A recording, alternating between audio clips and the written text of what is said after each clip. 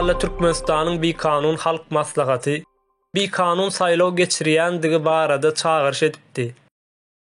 Berdimuhammedowyň ýaşlara ýol berjekdigi barada aýdyp geçenden soň özüni Milli Geňeş Mejlisiniň başlygy hökmünde dowam etdirjekdigini aýdyp geçdi.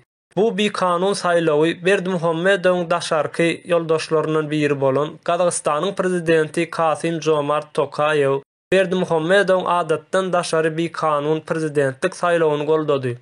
Bu gutlagy Tokaýew Berdimuhammedowa iki çäk telefon arkaly gürrüňdeşlikde ýetirdi.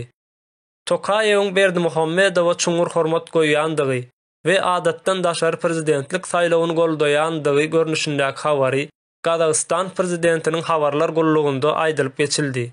Kasym-Jomart Tokaýewiň aýtmagyna görä, Berdimuhammedowyň syýasy durmuş tejribesi hökmani suratda döwlet bähwitli işleri üstünlük getirjekdigi iki uçsuzdur diýdi.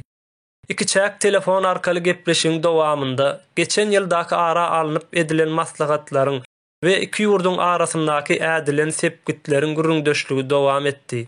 Sewda, senagat, energetika, owa hojalyk we transport barada hem edilen sepgitleriň üstünde durup geçdiler. Umuman seredilende bu ädilen ädimleriň netijesini ýerede kime peýda berdi we bu edilen gürrüňdeşlik türkmen halkynyň peýdasyna däldi, ziyanyna bolandygy köpçülige ma'lum bolupdyr. Mundan daşary da näme sebäpden Kasym-Jomart Tokaýew Berdimuhammedow gollady diýilen sorawlar hem ýüze çykýar.